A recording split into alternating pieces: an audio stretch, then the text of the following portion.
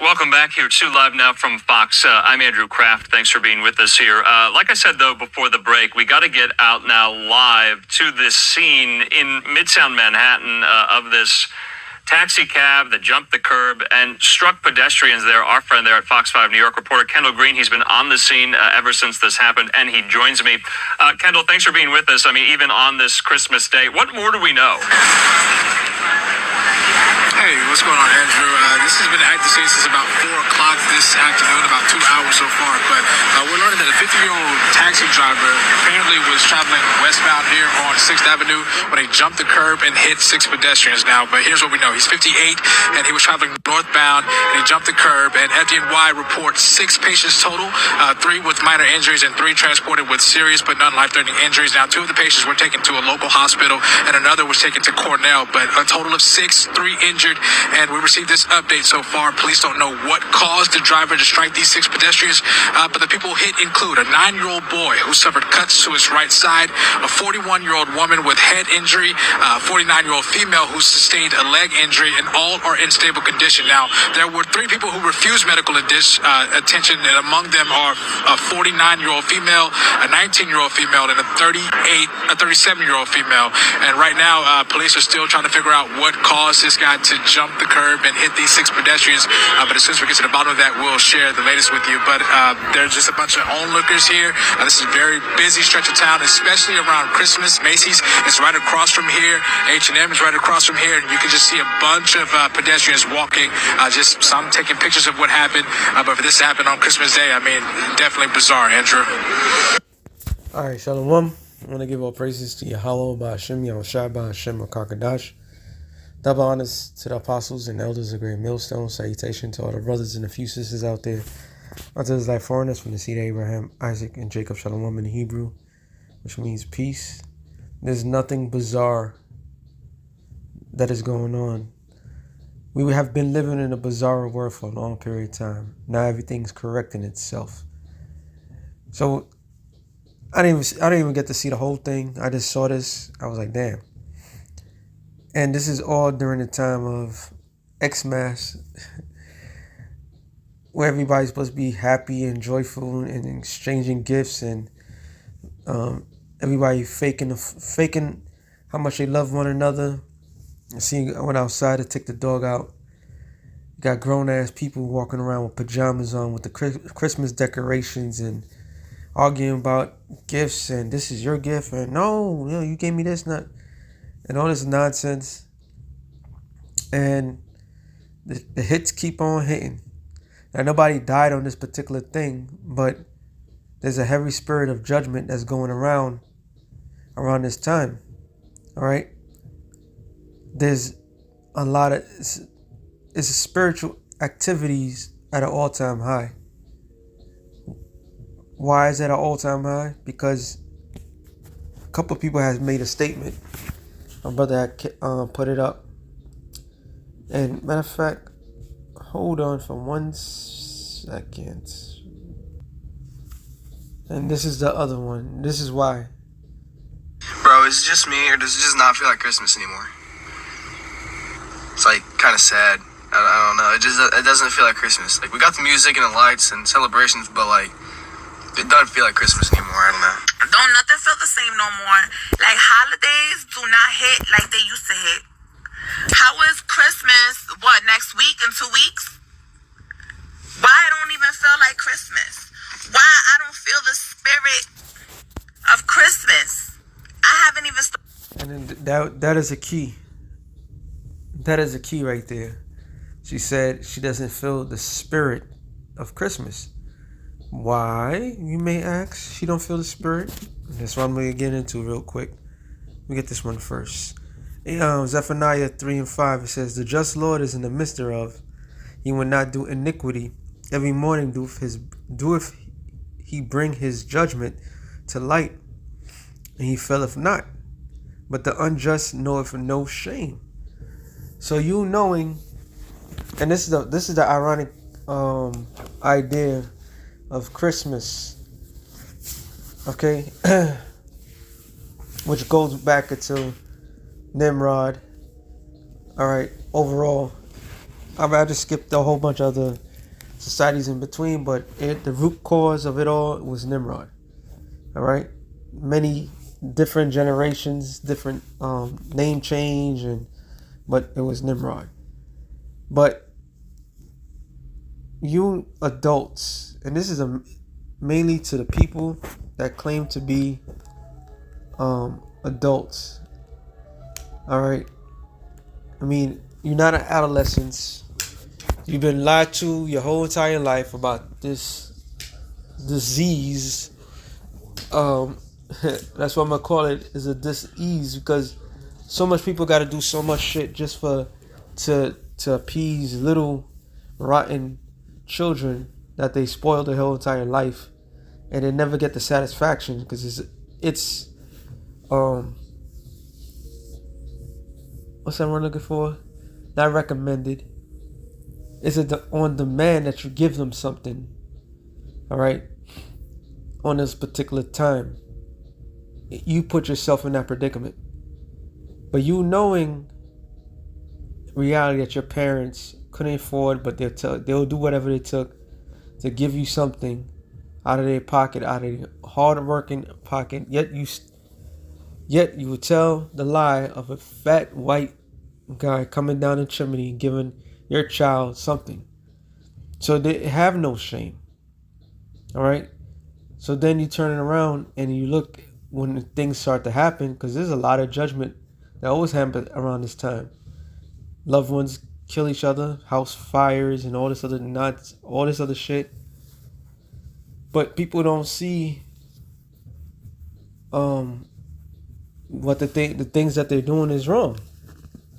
Why? Because they're so accustomed to this lie. So the Lord right now is removing a particular comfort from these people, which leads me to this particular scripture comes to mind. Isaiah 24. And as soon as it loads up, Isaiah 24 and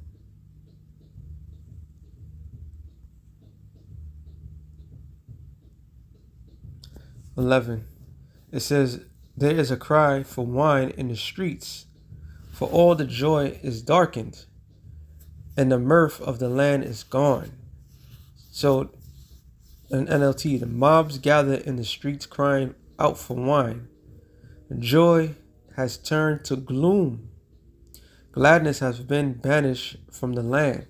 And this is exactly what's happened. All right. Even here in New York City, we had a little snowflakes on the eve. It haven't snowed like that in I don't remember how many years. I really don't. And it was light, but all that shit melted. So you got these people, the Lord just gave them the last thing. And as soon as I saw how much snow I was driving, I was like, you know what? The Lord is effing with these people. And why is he doing that for? Because he's removing that spirit from the land. All right? The Lord has removed that spirit of joy, that spirit of giving, that spirit of be complacent because everything's going to be all right. They force music down people's throat, and people still don't feel that spirit because the Lord removed that spirit. Okay? The Lord have removed the spirit of Christmas from these people. It has been exiting. And that same woman was talking about in the 90s and this, that. I remember the 90s. And let me tell you something about the 90s. That shit was dead then too. All right? There's different levels of deadness. Because everybody consider the best part of their life as a child. It's time for people to grow the fuck up. Right now, all of a sudden, they popping fireworks. And why they doing that for? Because they're trying to revitalize that spirit. All right? It is dead. It is dead. Okay? And what's happening with like things like this with the car situation. There's they had a judgment in Germany. All right, where like what 500 people got hurt or killed or some shit like that. All this bizarro activity. This is the Lord's doing. All right, the party is over. The days of mirth in the land of America is over. The spirit is, there's no reviving this. That's why Donald Trump been, his whole campaign to bring America back great again. It's all about going back. But the Lord is moving forward. And now when the Lord's moving forward, things are just getting worse and worse. There is no comeback. There's absolutely no comeback for this place. So the Lord's bringing judgment to this land. And all we got to do is sit back and just watch. That's all we can do, That's all we could do. Yeah, so that spirit is dead. Death is coming. Death is when they have the Christmas past. It's this Christmas spirit of the past, future, and what? And death and no, the past, present, and future. And the future always equal to death. Go figures, right? It says Psalm 68 and 20, he that is our power is the power of salvation. And unto Yahweh, Hashem Yahushai, belongeth the issues from death. So the Lord is the one that determines life and death in the lands, in the world. All right? And sometimes things may not be equal to death, but those people's lives are ruined by certain acts. All right? They can no longer, and that might lead to a future death. All we got to do is sit back and just watch. It's heavy judgment. That's why we got to remain prayed up. All right? Remain prayed up. Scripture tell you in Psalms 23rd chapter, which is a clear-cut, matter of fact, let me go into that. Psalms 23, and I'm going to the point. Yeah, though I walk through the valley of the shadow of death, I will fear no evil. So people read this particular scripture, they have no idea what David meant by that. Now they may think just their everyday life, which is correct, but they don't understand the notion of the shadow of death. Matter of fact, let me see what it says. The Hebrew word is Tazal Yam Wath. Tazal Yam Wath, death shadow, deep darkness, shadow of death. C, it says death, shadow of distress, extreme danger, figuratively. Death, shadow of place of the dead, figuratively.